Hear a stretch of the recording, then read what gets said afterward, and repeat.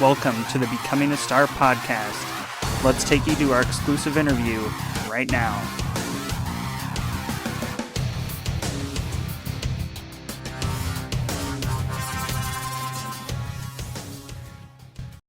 Rising Star Sports Group, proud to bring in Jared Nightingale.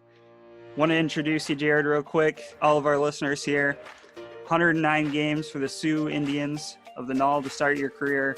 Went on to play Michigan State, 2 years as an assistant captain, 202 games in the ECHL, 472 games in the AHL. Spent 4 years as a captain, AHL and ECHL, 1,920 penalty minutes. To compare, NHL All-Star MVP John Scott only had 1,720. So you are the man. Jared, welcome in. Thanks, Nick. Thanks for having me. So I want to get started. You played a lot in the AHL. Maybe some people don't know a lot about the AHL. Maybe some people don't think it's a good league. I wanted to start off by telling everyone some of the players you have played with. I went through some rosters of teams you were on. Tyler Johnson, Ondrej Palat, Jordan Binnington, John Gibson, a lot of guys who are NHL stars now. Can you talk a little bit about in your career playing with guys of that caliber? Yeah, well, I was very fortunate. You could even go back to, I really got my foot in the door in the American League with the Hartford Wolfpack, which their affiliate was the New York Rangers. So, those good Ranger teams, with Ryan McDonagh was my D partner. His first, 2 months pro was in the American League. And then I'm sure hockey fans know Wade Redden. Wade Redden at the tail end of his career was sent down. And Wade is probably had the biggest impact of my life, but over 1,000 games pro, Olympian, all-star team. He had a long, long career. So Matt Zuccarello, but like you said, most recently Binnington, Barbashev on the Blues. You got Sammy, Blais, a lot of the guys that just won the cup. So that was my last year pro. I've been really spoiled with some good coaches, good players, but to be that close to the NHL, obviously I never made it. But anybody that knows hockey, like you mentioned, I don't think anybody would say the American League is not a good league. It's an outstanding league. You're one step away from your dream. It's kind of like playoff atmosphere every night. Guys are, whether you're like me trying to just play well to stay away from the East Coast Hockey League, or you're a guy like Ryan McDonagh just trying to play consistent and get that call up, that dream that you've wanted your whole life. So really kind of the American League's almost a little bit more competitive than the NHL in that sense that it's kind of like playoff atmosphere all year long. So it was great. I wouldn't trade it for anything, learned a lot of lessons, and I was fortunate with the teams that I played for. So obviously you've played hockey pretty much your whole life. One could say it's in your blood since both of your brothers, or at least two, I don't know if you have more than two brothers, played D1, played some professional games. Now one's an assistant coach of the Detroit Red Wings. One's director of analytics for the Buffalo Sabres. You guys are around the same age. Can you talk about what it was like growing up in a house of hockey? Yeah, for sure. In Northern Michigan, the community we grew up in it was under 5,000 people, and actually it was an outdoor rink. So, I probably played outdoor hockey my first 4 or 5 years until I believe I might have been a squirt that the community rallied and built an indoor rink, which really kind of sparked our interest in hockey. But my older two brothers really paved the way. Jason's is my oldest brother. He's 5 years older. He played outdoor hockey till he was in Bantam, and then went on to have a really good junior career. He played for Des Moines Buccaneers and won a national championship, and then went on to have a really good college career. And he's like you said, he's with Buffalo Sabres. He's the smart one in the family. He's got his double doctorate in math and engineering, so it's right up his alley. He's also coached quite a bit. And then my brother Adam, probably the most talented out of us three. He played pro. He played in the NAHL as well. But really, where I was fortunate, I had two brothers that were great role models. They paved the way for me. And I think any hockey player would admit that really the sacrifices that your parents make, especially growing up in a community where it was only house league hockey. When we got into high school, I believe we all moved away from home when we were in 10th grade. So I moved north to Sault Ste. Marie to play midget, and then to play junior hockey up in the Sioux. So but a lot of those times where I didn't, for 1 year we commuted, and my parents would get up early, really 5 nights a week, we'd be commuting back and forth to the Sioux. So obviously, without the sacrifices of my parents, really none of us would have had the opportunity to play college hockey. Right. And that definitely resonates with a lot of families across the country of kids trying to make it. When did you know that hockey was going to be your career? Yeah, I don't know about career. When growing up, I guess as I got older, especially into high school, it really my goal was only, shouldn't say only, I always wanted to play Division I college hockey. Growing up just an hour and a bit south of Sault Ste. Marie, if anybody's familiar with college hockey, really the powerhouse of the 90s, early 90s, late 80s was Lake Superior State, a small school in the Sioux. They won 3 national championships in 6 years and really probably should have won a 4th, which is unheard of, especially today. And if you were to go up to the Sioux, you'd be shocked that was the nation's powerhouse. So growing up, we watched the Lakers. So it was always my dream to play for Lake State. It was always my dream to play Division I college hockey, and I never really looked past that. But I think once I got to Michigan State, and you're around a lot of players and the success that they've had, and guys that I was playing with every year would go and graduate or sign early and have success, I think it started to become a reality that it was something that I wanted to pursue. So again, the people around me, I was really fortunate. I always kind of followed my brother's lead, then I followed my teammates and just tried to, chase goals similar to them. Definitely. And, we've talked a lot about the good so far, and I kind of want to switch gears. Every athlete usually faces some sort of obstacle at some point in their life, maybe multiple obstacles. What is an obstacle you faced somewhere along your career that you had to get over to keep pushing along? Oh, I think you're for sure right. I think everybody faces obstacles, and if you don't face adversity and obstacles, you're really probably not chasing something that's hard to attain and something that's worth attaining. So I'd look back, I was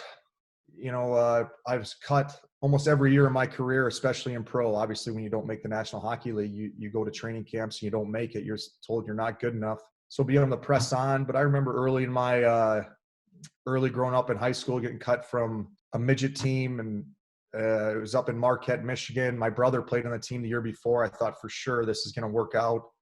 And I remember I cried the whole way back home, a 3-hour drive. And big believer that things happen for a reason. I stuck with it, ended up playing for the Sioux, and that's when I moved away from home. So I think battling that, builds resilience. And then my rookie year, which was in the East Coast Hockey League with Idaho Steelheads, we won the Kelly Cup that year. I tore my ACL. I was up in the American League, got sent down, and I tore my ACL that first game. So pretty much missed that whole year. And it was tough to dwell with mentally. I never went through an injury like that.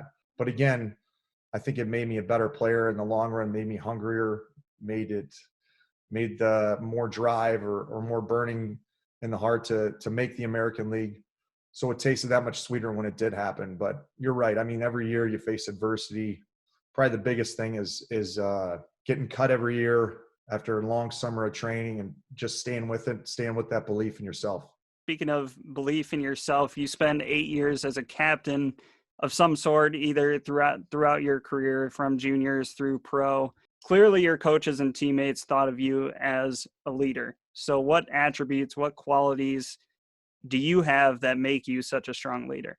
Well, I think a good measurement of a leader is where your heart's at. Obviously, I take a lot of pride in winning, putting personal stats or accolades to the side. I think with winning that follows. I think I was more, again, I had a really good upbringing with my parents and my brothers. I actually think both of my brothers are much better leaders than I am. They lead by example. I wasn't the most talented player on the ice. I think where my quality or my strength to a team came is I really relished the role of sticking up for teammates, making them feel confident on the ice. And I think that reciprocated with them, especially in junior. When I was a captain of the Indians, I was never a top pairing defenseman really any of the years of my career, but I was always a team first player, took pride in that, took pride in standing up for my teammates. And again, like I was saying earlier, once I got to pro, especially in the American League as a captain, there's so many things to juggle and manage. The guys just sitting down from the NHL, the guys that are fighting to stay out of the ECHL. I think a good leader, his heart's in the right spot. They can keep the team focused on the present, the here and now. And again, I was really spoiled to have some really good leaders and really good captains to follow throughout my whole career. Definitely. So as a captain, we talked about some of these high profile guys who may have been younger at the time and got cut from the training camp as well. Was it kind of your job to bring them in a little bit, nurture them, tell them, keep it going, and, they're good enough players that they'll make it to the NHL soon? Yeah, I think to a certain extent, but it always falls on that player's shoulders. You try to be an encourager for sure. I mean, but yeah, that's why it's so important to have a good leadership core of veterans. It's never on one guy. It's never on whoever's wearing the C or the A's. That's why I think you see some of the best teams in the NHL. They have success year after year. You look at the Boston Bruins, probably my favorite team to watch. And it's no wonder you got guys like Bergeron and Chara, team first guys, sustained success. Or like I grew up watching the Red Wings with Yzerman and Lindstrom and Draper. These guys were unbelievable at keeping things in perspective. So really anybody that come in after or come and play under these guys' leadership, you kind of naturally fall into suit. And it's so important to have a leadership core for the young guys to follow, or for the talented players, like you said, that maybe get sent down, because it's human nature. I mean, human nature, we want to get our goals and we want them quick.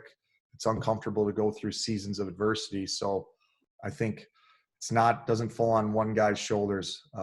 It's a collective agreement from a leadership core and really from the coaches doing a good job. So that's, if I can say one thing, that's the most important thing to a team success, is really getting a strong leadership core. Absolutely. And speaking of coaching, right after your playing career, you got into coaching. So what was it like suiting up 60 to 80 times a year playing to now suiting up in a suit behind the bench? Yeah. Boy, I always heard throughout my whole career, I never wanted it to end. Nobody does, but everybody says it's difficult. And I'd be lying if I said it wasn't really, really difficult. I was fortunate to get a job in Omaha in the USHL, which is obviously an outstanding league, junior league, and really a great league for young coaches trying to get their foot in the door. And Dave Wilkie gave me the opportunity, but it was really a challenge because, my career didn't end on an injury, or really I felt like I was still able to play, but it was just the right time. The leagues, especially the American League, it's so young and quick, and naturally the body's slowing down, even though the mind isn't. So it was definitely challenging, but I'm very, very fortunate to get that opportunity in Omaha, and it's the next best thing. Really, you're around the locker room, you're around the guys, you're still learning the game. It's something that you want to pass on to the next group. Right. And I'm going to go a little off script. I didn't have this plan, but Good. I thought of it. You played a game in the middle of the season when you were coaching for the Lancers. You went and played a game in the ECHL. I believe you originally got credited with a goal, and then it was taken to an assist, maybe, if I remember right. What was it like playing a professional game in the middle of a coaching season? Yeah, it was weird. We played in Des Moines on a Saturday night, and I think a lot of, it was the perfect that all the dots connected. One of my best buddies was the assistant coach in Quad City, which is about a 5-hour drive from Omaha. We didn't have a game on Sunday, and they were short defensemen. They had a 3-3, and they were playing the top team in the league. It was Cincinnati Cyclones at the time. So it's kind of the perfect storm, a 3-3. Everybody's kind of tired, slow down. So my buddy asked me to come play, and Wilkie allowed it. Yeah. And yeah, surreal experience. I still always dream if I could play one more game. Just, I'm sure almost everybody that just stops, but to be able to go do it. And then, the second shift of the game actually scored a goal. And then I think I was halfway back to Omaha, and they said they took the goal away, and they gave it, the guy touched it. He probably did. But anyways, awesome experience. One of the most special moments of my career for sure. That's so cool. I mean, I didn't know about it until you got back, and when I heard it and saw the stat sheet, and I think it still had up that you had the goal originally, and then it was changed on the stat sheet later. But Yeah, That was definitely a good memory I back in know. I Omaha. probably could have played all year, and I probably only would have scored 1 goal. So that was good to get it out of the system.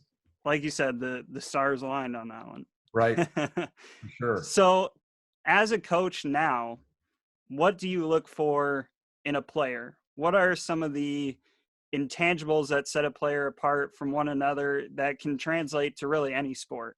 Well, I think one of the biggest characteristics of a player is how they respond to success and how they respond to failure, and that comes with just a humble approach to the game. Uh, all players are humbled at certain points. We all face adversity. I think one of the biggest things that a player can control is how they respond to success and failure. Because, like I was saying earlier, it's really, you can look at even the top guys in the NHL. Everybody has stories of where they've been cut or where they've been told they haven't been good enough. Or it could be even something smaller during the middle of a shift. A guy turns the puck over, gets a bad pass from his teammate. I like to watch how players respond in situations like that. That's kind of that winning attitude.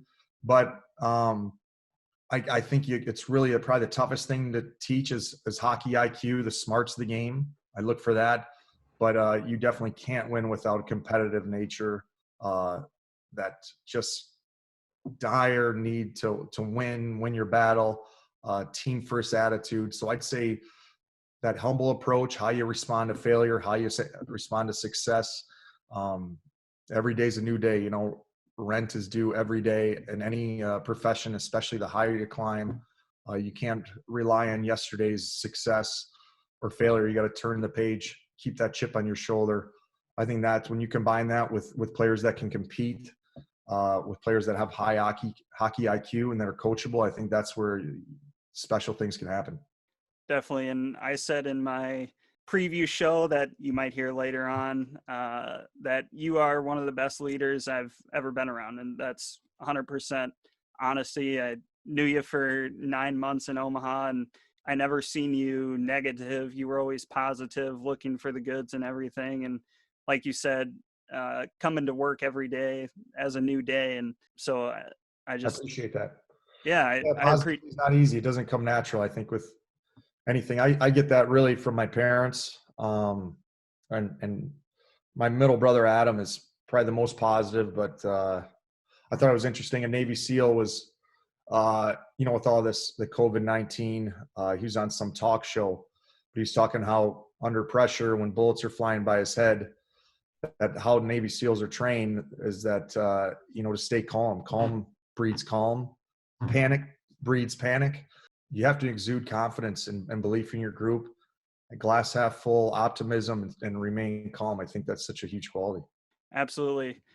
So looking back at your career, we kind of went over this, but what is the main advice you'd give to a kid, 8, 9, 10, 11, 12 years old that is looking up to a pro hockey player and wants to play pro hockey someday? First of all, I would say dream big. Like I said earlier in this interview, that it was always my dream to play Division I college hockey.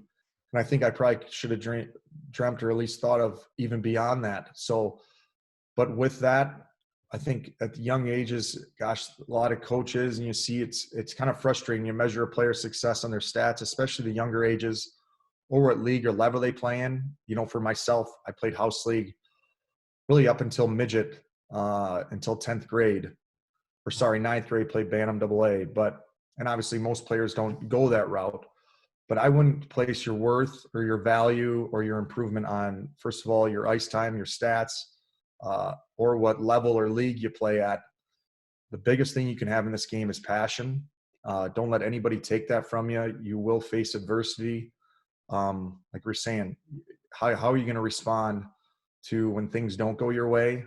And are you going to remain humble when you do start to taste that success? So I would take it year by year. Don't get fixated on, trying to conquer the world and be disappointed if you're not playing on the top line or you're not playing AAA versus AA. You can always improve no matter what level or league you're in. I think that's great advice. And last question, off Okay, script again. good. So you've played with a lot of good players, as we mentioned. I think everyone kind of wants to know how guys like especially goalies. Goalies are kind of in a different world of their own. How guys at the top of the world prepare for each game. You know, what is Jordan Binnington doing leading up to a game, before a game? What's his preparation like, being in a locker room with a guy like that? Actually, you know what? Binnington's an outstanding story. He, if anybody's familiar, has read up, obviously you hear about him because he won the cup, but really he was our third string goalie the last year I played with him. And he was about a week from getting sent down to the East Coast Hockey League. This is only 2 years before he won the cup. He was behind Ville Husso and Phoenix Copley, who is with Washington. But Binnington stuck with it. Not saying nobody's perfect with how they handle adversity. Everybody has their days, but Binnington stuck with it. He has an elite belief in himself. But to answer your question on before games, everybody has their own way of approaching it. Some guys like listening to music, sitting in their stall, maybe stretching right in front of their locker. Other guys are more dynamic. They'll be out in the hallway. For me personally, I like to visualize the game. As I got older, I couldn't exude too much energy before the game with doing sprints or whatever. You kind of get to know your body. But really the preparation for a game starts really the night before. I'd say you're visualizing, or even, weeks before, but obviously in pro you have multiple games per week, but everybody's different. Really, you're constantly, you never turn it off. And now these days, diet and nutrition are so huge. If you show up to the game and you start to get ready 2 hours before the game and you haven't done anything for it, I'd say you're 48 hours too late. It's such a huge advantage when players can show up and already have that game and already have that mental prep of what they need to do to find success for the team and what role they have. But yeah, there's a fine line too. You don't want to be all strict. I think some of the best locker rooms, they keep it loose. So we're talking about the leadership core. They can kind of, control the locker room and the pulse of it.